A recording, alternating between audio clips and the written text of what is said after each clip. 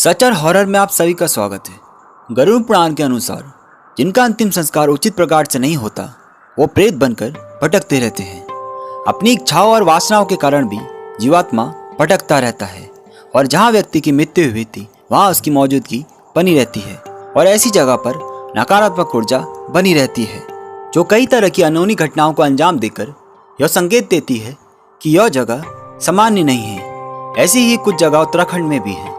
लोग कहते हैं यहाँ जाना खतरे से खाली नहीं है क्योंकि यह रूहों का बसेरा है और इस बात में कितनी सच्चाई है यह तो कोई नहीं कह सकता, लेकिन यहाँ जाने से लोग जरूर डरते हैं। उत्तराखंड के चंपावत जिले में मौजूद है लोहा घाट। यह एक बंगला है जिसे एबी नाम से जाना जाता है। लोगों का कहना है कि यहाँ अक्सर कुछ अनहोनी घटनाएं होती रहती हैं और अजीब अजीब सी आवाजें आती हैं।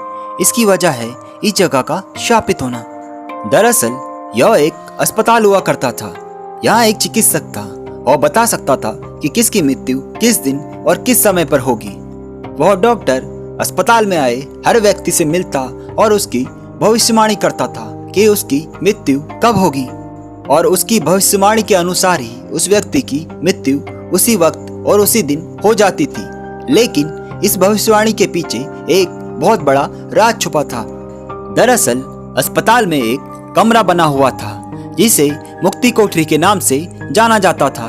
भविष्यवाणी के अनुसार मृत्यु से कुछ समय पहले मरने वाले को इस कक्ष में पहुंचा दिया जाता था जहां व्यक्ति की मृत्यु हो जाती थी। बहुत से लोगों का कहना है कि भविष्यवाणी करने वाले को कुछ पता नहीं था।